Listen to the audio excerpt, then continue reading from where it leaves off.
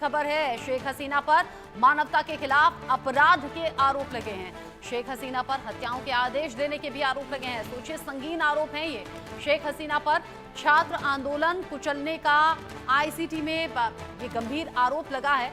ये गंभीर आरोप शेख हसीना पर छात्र आंदोलन कुचलने का आरोप है। अब यहाँ पर ट्रिब्यूनल में सुनवाई भी इस मामले को लेकर हुई है। पूर्व पीएम है बांग्लादेश की शेख हसीना, मानवता के खिलाफ जाकर ये सभी आदेश दिए गए, ऐसे गंभीर आरोप हैं। हिंसक कार्रवाई हुई बांग्लादेश में और छात्र आंदोलन को कुचलने के लिए, उनकी आवाज दबाने के लिए ये सख्त आदेश शेख हसीना की ओर से दिए गए। इन सभी आरोपों से घिरी हुई है शेख हसीना और आईसीटी के जरिए ये सभी आरोप लगाते हुए मामला दर्ज भी हुआ है। ऐसे में जो बांग्लादेश में हिंसा हुई उसमें उनकी कथित भूमिका को लेकर ये सुनवाई हुई है। शेख हसीना के खिलाफ इसमें हत्या का आदेश देने का भी मामला है। मानवता के खिलाफ अपराध का मुकदमा दर्ज कर लिया गया है। शेख हसीना पर मानवता के खिलाफ अपराध के आरोप लगे हैं। शेख हसीना पर आरोप यह भी है कि छात्रों की आवाज, छात्र आंदोलन की आवाज कुचलने के लिए ऐसे सख्त आदेश दिए गए शेख हसीना की ओर से। रैनिक दत्ता इस खबर को लेकर जुड़ गए हैं ज्यादा अपडेट के साथ। रैनिक, हालांकि आरोप इससे पहले भी लगते रहे, लेकिन अब चूंकि मामला ट्रिब्यूनल में है, क्या कुछ अपडेट मिल रहा है इस पूरी खबर को लेकर? ऐसे में देखिए, इंटरनेशनल क्राइम ट्राइब्यूनल में आज जो मामला उठा था उस मामले पर शेख हसीना और उसके साथ साथ ही उस टाइम का जो बांग्लादेश का जो स्वराष्ट्र मंत्री थे असदुज्जमान, उनके खिलाफ में, ये दोनों के खिलाफ में अपील किया गया कि ये दोनों जुलाई महीने में जो अभ्युत्थान हुआ था, यानी जुलाई महीने में आंदोलनरत जो छात्र थे उनके ऊपर जो हमले का घटना घटाया गया था, जिस तरीके से पुलिस हमला किया था और गोली चलाया गया था, जिस कारण में बहुत सारे छात्रों का मौत हुआ था। ये पूरा मामले में ये दो ही मेन आरोपी है, ऐसा क्लेम किया गया था। जैसे कि आज जो बांग्लादेश का जो इंटरनेशनल क्राइम ट्राइब्यूनल है उस जगह पर शेख हसीना के साथ साथ ही जो शेख हसीना के मंत्रिमंडल में जो स्वराष्ट्र मंत्री थे असदुज्जमान, इन दोनों के खिलाफ में गिरफ्तारी परवाना जारी करने का डिमांड रखा गया था। और ये सब सुनने के बाद, सुनवाई सुनने के बाद, करीब 2 घंटे का सुनवाई होने के बाद ट्राइब्यूनल की तरफ से दावा किया गया है, ट्राइब्यूनल की तरफ से ऑर्डर दिया गया है कि 16 जून के अंदर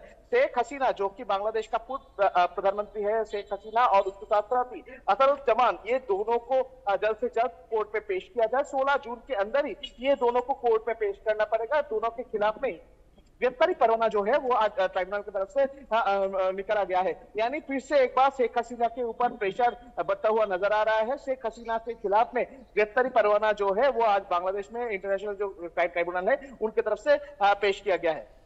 अच्छा, ये जो सभी आरोप लगे हैं, आरोप अगर साबित होते हैं सबूतों के साथ में, तो क्या शेख हसीना की मुश्किलें बढ़ सकती हैं या फिर क्या इस तरह का आदेश हो सकता है कि शेख हसीना को पेश होना ही हो?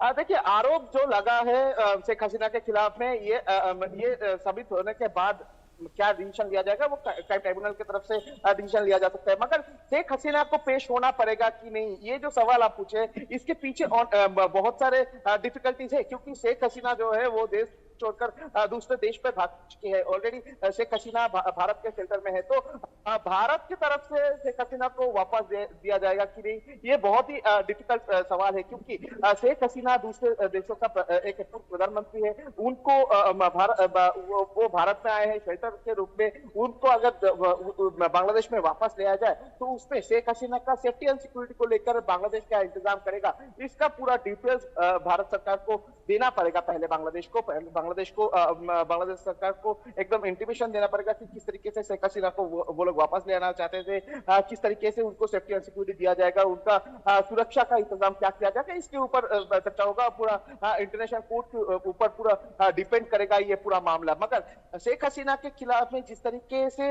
ये मामला गिरते हुआ नजर आ रहा है बांग्लादेश में, इसमें तो एक बार साफ हो चुका है, क्योंकि मोहम्मद यूनिस का इंटरिम गवर्नमेंट जिस तरीके से इंटरिम गवर्नमेंट फॉर्म होने के टाइम पर दावा किए थे कि शेख हसीना को जल्द से जल्द देश में वापस ले आया जाएगा, सिर्फ वापस नहीं ले आया जाएगा, वापस ले आने के बाद उनके खिलाफ में सख्त कार्रवाई किया जाएगा, उनके खिलाफ में एक्शन लिया जाएगा जुलाई महीने में घटना के खिलाफ में। उसी का जो कार्यक्रम वो अभी इंटरिम गवर्नमेंट की तरफ से लगातार किया जा रहा है और उसी का नतीजा पर फिर से एक बार शेख हसीना के खिलाफ में ये जो अरेस्ट वारंट ये निकला जाना बोल सकते हैं।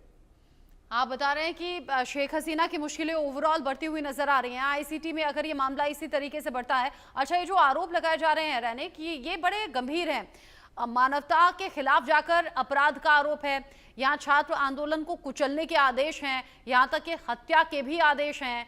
इन सब बातों को अगर सबूत के तौर पर देखा जाए तो क्या ये प्रूफ हैं? क्या आईसीटी में इसे प्रूफ किया जा सकता है?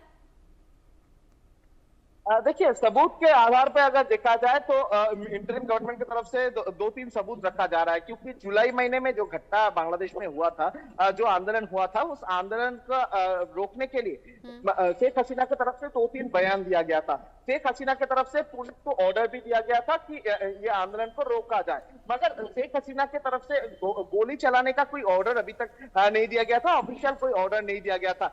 इसी वजह से शेख हसीना का मंत्रिसभा का जो मंत्रिमंडल में जो स्वास्थ्य सचिव थी, यानी होम मिनिस्टर, उनको भी हिरासत में लेने के ऑर्डर ट्राइब्यूनल की तरफ से लिया गया है। ट्राइब्यूनल की तरफ से ऑर्डर दिया गया है कि जो होम मिनिस्टर थे असदुज्जमान, उनको भी गिरफ्तार किया जाए, 16 जून के अंदर ही कोर्ट में पेश किया जाए। यानी असदुज्जमान को सामने रखते हुए शेख हसीना के खिलाफ में गोली चलाने यानी हत्या करने का जो आरोप रखा गया है, उनको साबित करने का कोशिश भी अभी ट्राइब्यूनल में किया जाएगा। दूसरी तरफ अगर देखा जाए तो मानवता का विरोध में जाकर जो स्टेप लिया गया था, ये जो बात कहा जा रहा है, तो उसमें छात्र समाज के ऊपर जो लाठीचार्ज किया गया था पुलिस की तरफ से, या छात्रों के ऊपर जो हमले का घटना घटाया गया था, उसको किस तरीके से कंट्रोल नहीं किया गया था, उसी को सामने रखते हुए सबूत देने का जो कोशिश वो बांग्लादेश का इंटरिम गवर्नमेंट की तरफ से किया जा सकता है। दूसरी तरफ अगर देखा जाए तो देश विरोधी कार्यक्रम के साथ शेख हसीना का कनेक्शन था, इस तरीके का जो बात उठा है, तो उसपे भी बहुत सारे सबूत इकट्ठा अभी तक किया गया है। यानी कुल मिलाकर शेख हसीना के खिलाफ में सबूत इकट्ठा करने का काम भी अभी लगातार जारी है। एक तरफ शेख हसीना को गिरफ्तार करके देश में वापस ले आने का डिमांड उठ रहा है, दूसरी तरफ अगर देखा जाए तो शेख हसीना के खिलाफ में लगातार जो सबूत वो इकट्ठा करने का कोशिश किया जा रहा है, क्योंकि शेख हसीना के खिलाफ में जो आरोप ट्राइब्यूनल में आज उठाया गया है, जिसमें कहा जा रहा है कि शेख हसीना हत्या के साथ भी शामिल है। ये हत्या के साथ शामिल के मतलब शेख हसीना ने हत्या नहीं किया है, शेख हसीना के ऑर्डर के मुताबिक हत्या किया गया था, ऐसा ट्राइब्यूनल में बताया गया है। और ये जो शेख हसीना ने जो ऑर्डर दिया था, इसको साबित करने के लिए उस टाइम का जो होम मिनिस्टर है, उनको भी हिरासत में लेने का डिमांड किया गया था। और उसी को ये दोनों के जो डिमांड है, ये डिमांड के ऊपर ही आज अप्रूवल दिया है ट्राइब्यूनल, और ट्राइब्यूनल की तरफ से कहा गया है कि 16 जून के अंदर ही इन दोनों की, यानी शेख हसीना और उसके साथ साथ ही असदुज्जमान जो कि होम मिनिस्टर थे बांग्लादेश का, बांग्लादेश में पूर्व आईजीपी, पूर्व गृह मंत्री भी इन सवालों के दायरे में आते हुए और इन आरोपों से घिरे हुए नजर आ रहे हैं। और मुश्किलें अकेले शेख हसीना की बढ़ती हुई नजर नहीं आ रही, क्योंकि यूनुस सरकार की तरफ से ऐसे कई नाम इस पूरे केस में सामने रख दिए गए हैं। वो भी कह रहे हैं कि सबूतों के साथ में। अच्छा, हमने देखा शेख हसीना जब से देश छोड़कर गई हैं, तब से आवामी लीग के जो बड़े चेहरे रहे, बड़े लीडर रहे, उन्हें अलग अलग तरीके से प्रताड़ित किया गया है, या फिर ये कहिए कि टारगेट किया गया है। किसी को जेल में भेज दिया गया, कोई देश छोड़ने पर मजबूर हो गया।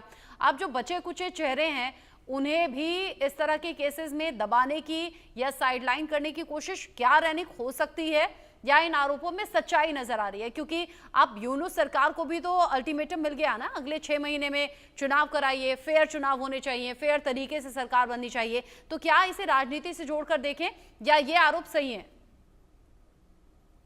देखिए, इसको राजनीति से जोड़ के देख सकती है, क्योंकि मोहम्मद यूनुस जब सत्ते में आए थे, उसी टाइम पर मोहम्मद यूनुस की तरफ से एक वादा किया गया था कि छात्रों के सामने मोहम्मद यूनुस ने वादा किया था कि छात्र आंदोलन में जिस तरीके से हिंसा का घटना भड़का था, जिस तरीके से हमले का घटना घटाया गया था, उसी को सामने रखते हुए शेख हसीना को देश में वापस ले आया जाएगा और शेख हसीना को सजा दिया जाएगा। और अभी शेख हसीना को सजा देना मेन टारगेट हो चुका है मोहम्मद यूनुस के लिए, क्योंकि मोहम्मद यूनुस के सामने 6 महीने हैं। मोहम्मद यूनुस को एकदम 6 महीने का टाइम पीरियड बांध दिया गया है, और इसी 6 महीने के अंदर लोगों के मन में जो मोहम्मद यूनुस के लिए उम्मीद था, मोहम्मद यूनुस जो उम्मीद तैयार किए थे, उस उम्मीद को फुलफिल करने का जो प्रयास वो मोहम्मद यूनुस करेंगे।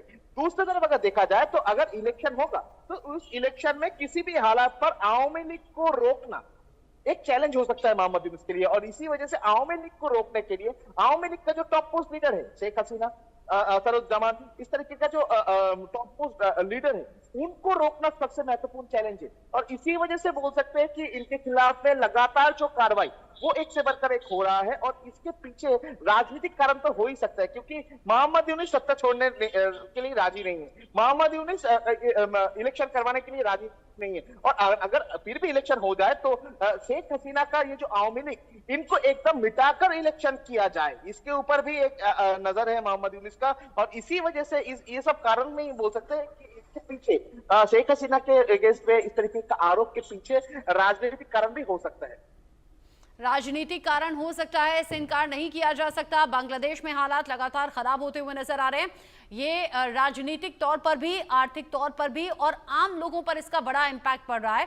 फिर चाहे उनका रोजगार हो, उनकी महंगाई हो, या फिर सबसे बड़ी बात वो कि वहां पर जो बिगड़ती हुई कानून व्यवस्था है, या फिर अल्पसंख्यकों पर हमले हैं, फैक्ट्रियां बंद हो जाना, नौकरी चले जाना, ये सब कुछ बांग्लादेश को लगातार गर्त में धकेल रहा है।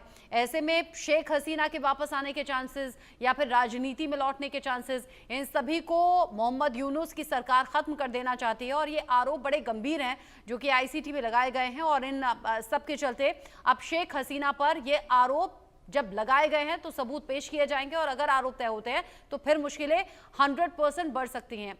शेख हसीना के साथ साथ और कौन से बड़े चेहरे जिन्हें हम गिनवा सकते हैं रहने कभी, जिन्हें साथ साथ में इन आरोपों में रखा गया? देखिए, शेख हसीना सिर्फ नहीं, शेख हसीना के साथ साथ टोटल 12 लोगों का नाम है, जिसमें अच्छा। शेख हसीना के मंत्रिसभा में जो गृह मंत्री थे असदुज्जमान, उनके खिलाफ में भी अरेस्ट वारंट निकला गया है। और इसके पहले आवामी लीग का 12 जो एमपीज है, उनके खिलाफ में भी अरेस्ट वारंट निकला गया था। टोटल बोल सकते कुल मिलाकर आवामी लीग का जो टॉप मोस्ट लीडर्स है, उनको टारगेट किया जा रहा है, जिसमें शेख हसीना है, असरुज्जमान है, शेख हसीना का पॉलिटिकल पार्टी का जिस जगह पर आवामी लीग का सबसे ज्यादा अच्छा पल रहे हैं, उस जगह पर टारगेट किया गया है। उस जगह का जो एमपी है, उस जगह का जो काउंसिलर है, उनको टारगेट किया गया है, उनको उनका नाम भी इसमें शामिल किया गया है। और जिस तरीके से आवामी लीग को आगे ना ले आ पाए शेख हसीना, उसके ऊपर ध्यान दिया जा रहा है। और इसी वजह से शेख हसीना के साथ साथ टोटल कुल मिलाकर 12 लोगों का नाम इसमें शामिल किया गया है। 12 लोगों का नाम शामिल है। आगे क्या कुछ होता है, इन आरोपों के बाद सबूत क्या रखे जाते हैं, या फिर क्या आरोप तय होते हैं, नजर आप बनाए रखिएगा। दैनिक दत्ता बांग्लादेश के लिहाज से खबर बहुत बड़ी है। बहुत शुक्रिया अभी के लिए ये पूरी जानकारी दर्शकों तक पहुंचाने के लिए आपका।